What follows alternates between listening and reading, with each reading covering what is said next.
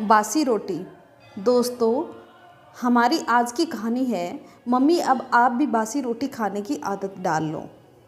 पिता और बेटे को खाना देने के बाद जब राधा अपने लिए खाना लेने गई तो उसने देखा डब्बे में ताज़ी रोटियों की बजाय बासी रोटियां रखी है। यह वही रोटियां थी जिसे वह अपनी सास को देती और खुद ताज़ा रोटी खाती थी। रोज़ तो राधा ही अपनी सास को खाना खिलाती थी, लेकिन आज भी ताज़ा रोटियां कहाँ गई। अचानक राधा को अपने बेटे पर शक हुआ। उसने पूछा, बेटा मैंने सुबह जो ताज़ी रोटियां बनाई थी वो डब्बे में से कहाँ गई। यह सुनकर दीपू बोला, मम्मी वो ताज़ी रोटियां तो मैंने दादी को खिला दी।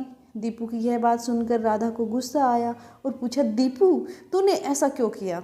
दीपू ने बड़ी मासूमियत से जवाब दिया, मम्मी मैंने आपके लिए बासी रोटी इसलिए रखी थी ताकि आप भी वह बासी रोटी खाने की आदत डाल लो, क्योंकि मैं नहीं चाहता बाद में बासी रोटी खाते समय आपकी भी आंखों से आंसू आए।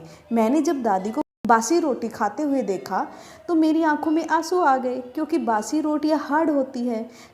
खाते समय उनके मसूड़ों में दर्द होता है, क्योंकि उनके मुंह में दांत तो है नहीं जिससे वह रोटियां चबा सके। और जब रोटियां वो मसूड़ों से चबाने की कोशिश करती हैं तो उनके मसूड़ों में दर्द हो जाता है, जिससे उनकी आंखों में आंसू आ जाते हैं। मम्मी मैं नहीं चाहता कि बुढ़ापे में बासी रोटी खाकर आपकी आंखों में भी आंसू आए, इसलिए मैंने ताज़ी रोटियां दादी को खिला दी ताकि आपको भी बासी रोटी खाने की आदत पड़ जाए।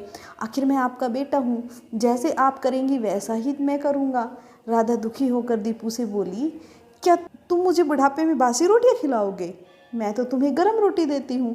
तो मम्मी दादी भी तो पापा को गरम रोटियां देती थी।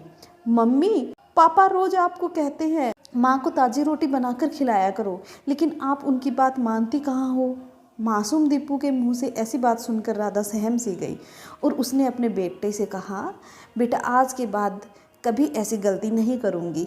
कल से मैं तुम्हारी दादी को गर्मा गर्म रोटी बनाकर खिलाया करूँगी।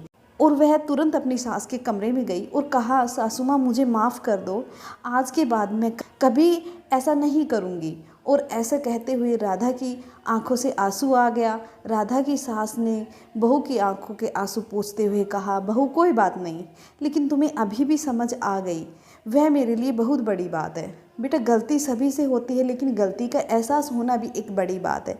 तुम्हें एहसास हो गया, मैंने तुझे माफ़ कर दिया। सास के मुंह से ऐसी बात सुनकर राधा की आंखें शर्म से झुक गई। दोस्तों, आज आप अपने माता पिता के साथ कर रहे हैं वही कल आपके साथ भी हो सकता है। तो आप अपने बूढ़े माता पिता के साथ वैसा ही करें जैसा आप अपने लिए चाहते हैं।